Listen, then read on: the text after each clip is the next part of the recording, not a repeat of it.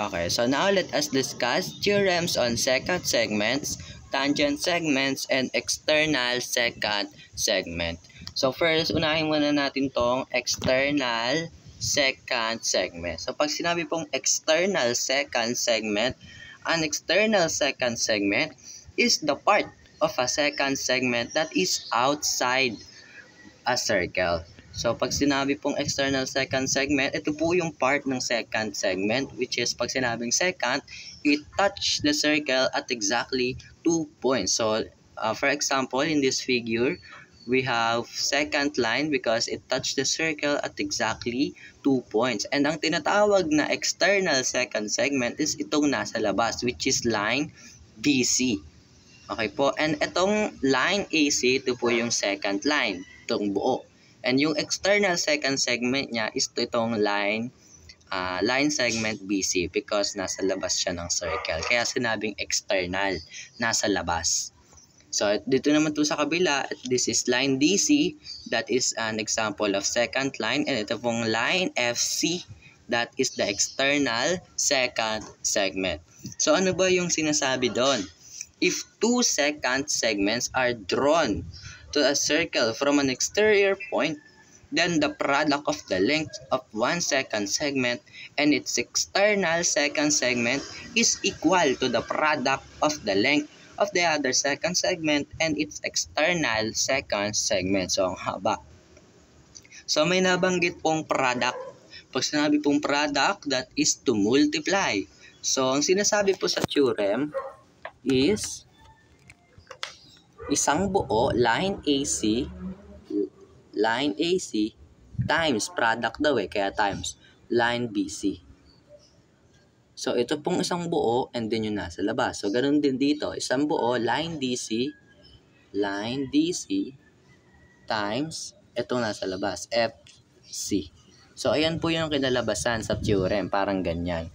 So, let's find the value of line AB or denoted as X. So, yung AC daw natin is itong isang buo. So, ano ba yung value niya? So, that is X plus 3. Kasi hindi natin alam. Kaya dito note natin as X plus 3. Times BC natin is 3. Itong line BC is 3 daw is equals to DC. So, para mahanap yan, pag-add nyo, 5 plus 4, that is 9. Times FC is 4. Okay po. Okay, so apply the distributive property. 3 times x is 3x. 3 times 3 is 9. Is equals to 9 times 4 is 36. And then transpose positive 9 to the other side. So it will become 36 minus 9. And then subtract 36 minus 9. So that is 27. And divide both sides by 3. So cancel. So x is equals to what is 27 divides 3, that is 9. So the value of x or line AB is 9. Okay po. So ayan po yung theorem ng secant segment or external secant segment. Next. Okay, so next is the tangent line.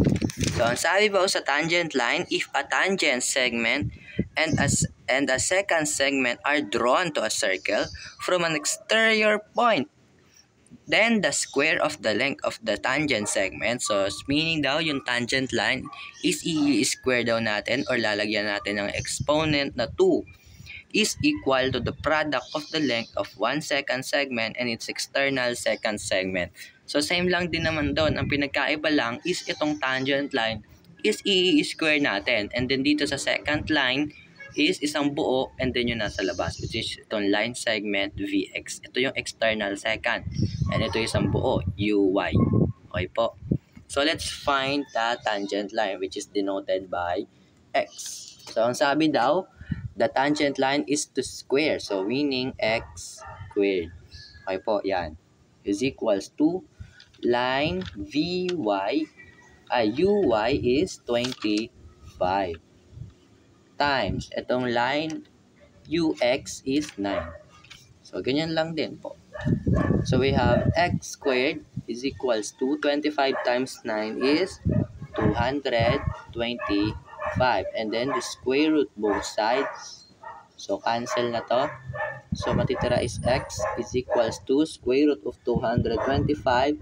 That is 15. So hindi po natin kukunin yung negative kasi walang length na negative. So ito pong tangent line natin is positive 15. Okay po. So last, i-discuss ko naman yung intersecting chords. Pagsasama-samahin ko na.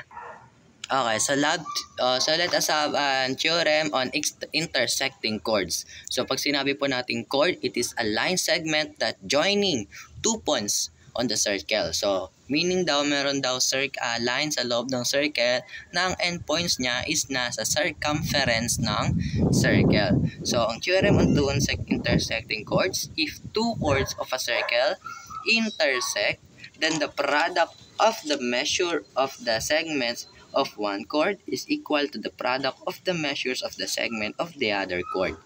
So ito pong line CB nito, itong line CB, that is an example of chord.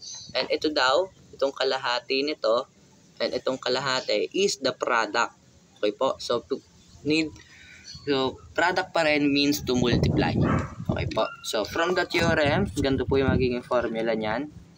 So, that pa rin po yung represented as the multiply, no? So, we have CF times FB is equals to DF times FE.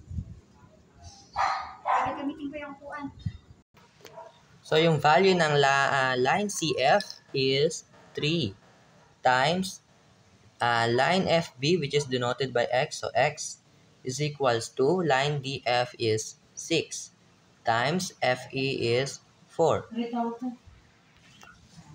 And let us multiply. 3 times X is 3X is equals to 6 times is 24. And divide both sides by 3. Cancel.